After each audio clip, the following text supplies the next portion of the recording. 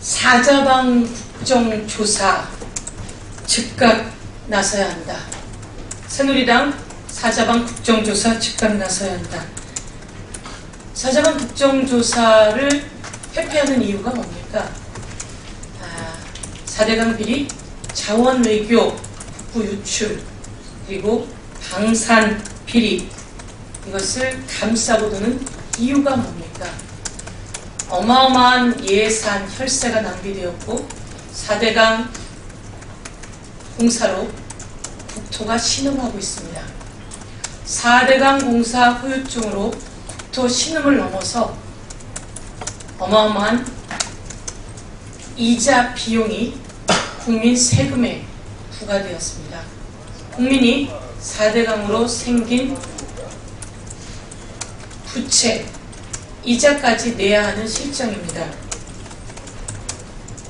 자원외교는 얼마나 큰 손실이 있었습니까? 자원외교로 인한 그 손실은 누가 갚아야 하는 겁니까? 누군가 갚아야 하지 않겠습니까? 우선 어떻게 나갔는지부터 다시 찾아내야 합니다. 방산비리 이대로 뒀다간 나라가 위험합니다. 국가 안보가 위험합니다. 박근혜 대통령 방산비리 이적행위라고 말만 할 것이 아니라 즉각 수사하고 군 내부에서 감사해야 될 것을 촉구합니다. 새누리당은 이것이 잘 이루어지지 않고 있기 때문에 국회가 나서서 국정조사하자는데 이것을 감싸는 이유가 뭔지, 새누리당이 감싸면 고스란히 그 부담을 새누리당이 져야 할 것이다.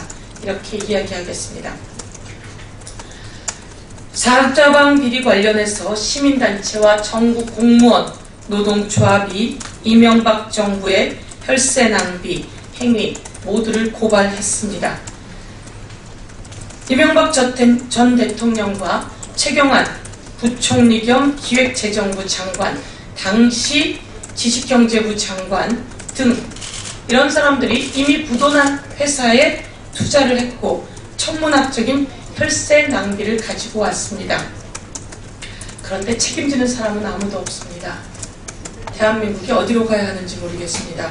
철저한 수사, 그리고 감사원의 형사 고발, 새로운 감사를 촉구합니다. 여러분 한 번 더 챙겨보시면 좋겠는데요. 감사원이 이 에너지 공사를 감사했었습니다. 이 어마어마한 국부 유출이 있었는데 그 당시 감사 결과를 보니까요. 공사 사장은 다음부턴 이렇게 하지 마세요. 그리고 팀장급 직원 4명은 징계하세요. 이게 당시 감사 결과였습니다. 감사원 감사가 아주 솜방망이였고 서로 짜고 치는 고스톱이었다. 이렇게 말씀드릴 수밖에 없습니다. 그래서 감사원장이 다시 문제 제기를 받아서 단서가 잡히면 형사 고발하겠다라고 했는데 새로운 감사를 해야 된다. 이렇게 촉구하고 싶습니다. 사자방 더 이상 새누리당이 외면할 수 없을 것이다. 이렇게 말씀드리겠습니다. 자, 국내에서 대기업들의 담합으로 4대강 공사에 30조의 혈세를 퍼붓더니 수십조의 예산을 외국에 나가서 허비했습니다.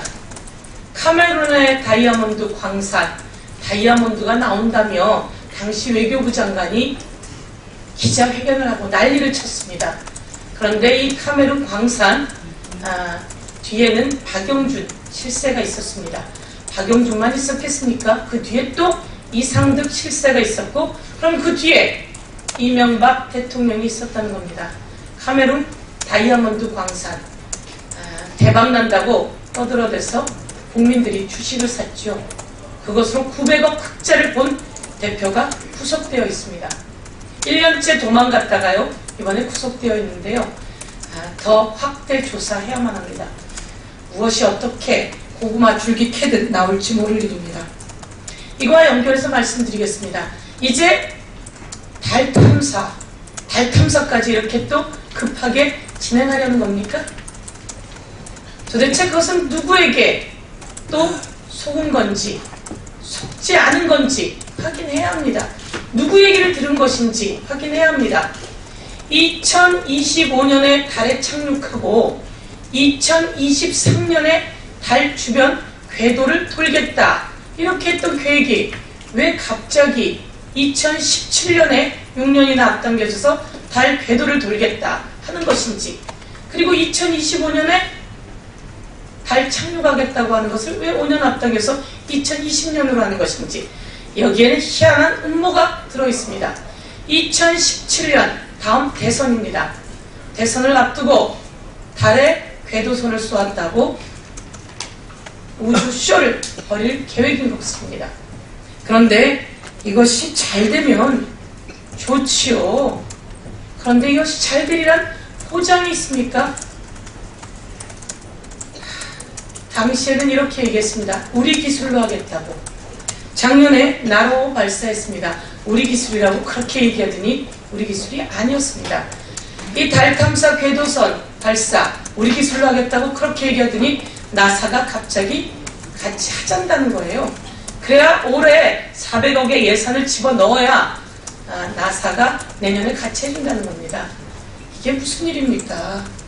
아이들 밥그릇 뺏겠다고 무상급식 안 된다고 떠들어대면서 요 400억 살짝 밀어넣으면 2단계로 2600억으로 커져야 되고요. 그 다음에 얼마나 더 어마어마하게 커질지 모를 예산입니다. 또 소 잃고 외양간 고치고 그때 가서 사법 처리 운운하지 말고 급하게 넣어놓는 정부의 쪽지 예산, 이거 안 됩니다. 그리고 여당이 정부의 쪽지 예산 같이 덩달아서는 안 됩니다. 예비타당성 조사에서 경제력 나왔다고 하는데요. 아직 구체적인 결과 보고서도 없다는 겁니다.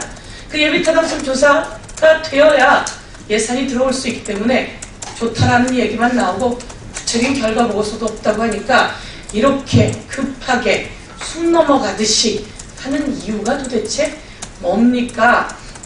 사자방 국정조사해서 밑빠진 독이나 제대로 고쳐야 된다. 이렇게 요구하겠습니다. 그 다음 내용인데요.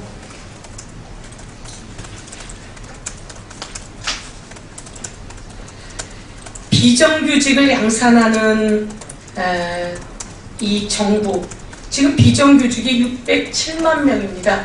3명이 지나가면 그 중에 1명이 비정규직이라고 하는 얘기죠. 그나마 실직자들은 더 아프지만 그래도 취업했다고 얘기하는 3사람 중에 1명이 비정규직입니다. 1년 전보다 13만 명이 늘었습니다. 정부가 2년 비정규직보다는 3년 하는 게 낫지 않겠어요? 2년 만에 잘리는 것보다는 3년 만에 잘리는 게 낫겠죠? 라고 하면서 정책을 내놨다고 하는데요. 이런 미봉책 이제 안 됩니다. 대한민국의 열정을 가진 청년들에게 너는 월급 조금만 받고 그리고 열심히 일해. 그것이 젊은이의 열정이야. 그러면 정규직 시켜줄게. 라고 기업체들이 꼬십니다. 이것을 우리 젊은이들은 열정페이라고 하는데요. 넌센스한 조어이지요. 열정을 보이면 나중에 정규직 시켜줄게. 그러면서 저임금과 열정을 요구하는 기업의 문화 이제 고쳐야 합니다. 박근혜 대통령이 지난 대선 당시에 상시 지속적인 업무, 정규직 고용 관행 정착 공약도 참 많이도 했습니다. 그런데 공약이 지켜지는 것이 어떻게 하나도 없는지 모르겠습니다. 비정규직을 정규직으로 정착하겠다고 했는데 그런 정착은커녕 더 비정규직을 강요하고 있습니다. 이제 정규직 만들어내야 합니다. 대선 공약 파기와 말바꾸기, 비정규직에까지 나타난 것에 대해서 규탄하며 우리 젊은 청년들 정규직 정말 제대로 된 곳에서 일할 수 있는 기쁨을 이 대통령은 만들어 내야 합니다. 그렇지 않다면 대통령 자격 없습니다. 여당도 마찬가지로 같이 해야 합니다. 우리 야당은 비정규직의 정규직화를 위해서 곳곳에서 열심히 일하고 있습니다. 좀 더 근본적인 대책을 내놓도록 하겠습니다. 마지막 논평입니다. 한중 FTA 이제 보도가 되기 시작합니다. 한중 FTA 사실상 타결했다고 했는데 내용이 하나도 안 나왔습니다. 국회에 아무 내용도 보여주지 않았습니다. 우리는 한미 FTA 하면서 GDP가 3% 정도 상승할 거라고 했는데 다 거짓말이었습니다. 한미 FTA 하면서 자동차 부문에서 우리가 4조 원가량 엄청난 이익을 가져올 거라고 했는데 그 이익, 이 최대 4조 원가량 감소되었다. 이게 현실이다 라고 하는 거 말씀드리겠습니다. 한중 FTA 도대체 내용은 뭡니까? 우리 것을 무엇을 주고 받은 겁니까? 대통령은 왜 가리기 바쁘고 숨기고 있는 겁니까? 이 부분에 대해서 한번 한중 FTA 체결하고 나면 다시 되돌릴 수가 없습니다.